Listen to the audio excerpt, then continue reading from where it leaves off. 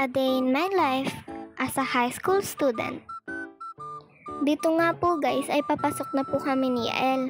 Nag-kiss na nga rin po kami kay Lola, hindi lang po na-videohan. Pagkatapos nga po nun ay hinatid na po kami ni Papa sa school. Nag-video na nga lang po ako nung malapit na po ako sa aking eskwelahan. Makikita nyo nga po dito guys na may sasakyan po ng pulis. Nakaraan din po ay may sasakyan po ng pulis kaya lang hindi ko po na-videohan. Tapos yung pulis naman po ay nandito po sa tapat ng school namin.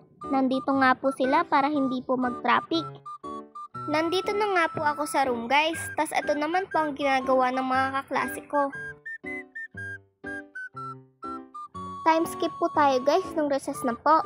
Ang kinakain ko nga po dyan ay egg sandwich. Yan nga po ang una kong kinain bago po yung iba ko pong baon. Tapos yan naman po yung mga klase ko kasabay ko po kumain. At yung mga iba ko pong baon ay yung Clover po tapos Yakult. Yan nga po ang clumsy ko nga po na tapon pa po. Nasabi ko na po ba guys na ang recess po namin ay parang chismis time na rin po?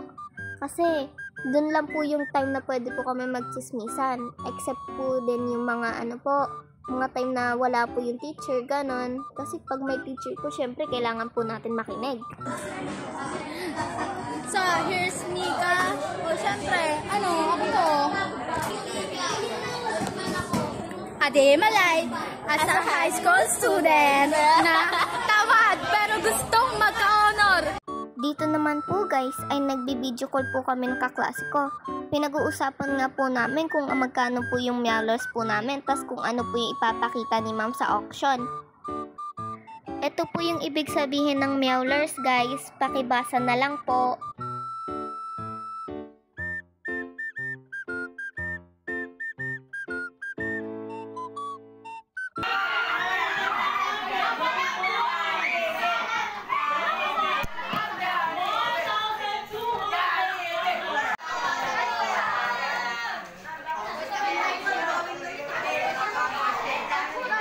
Nagbibideo nga rin po ang kaklase ko.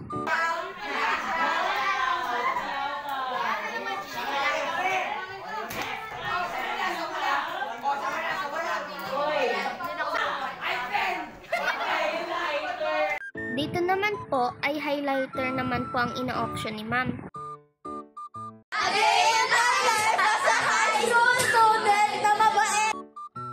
Pagkatapos nga po nun ay nagpauwi na po ang teacher ko.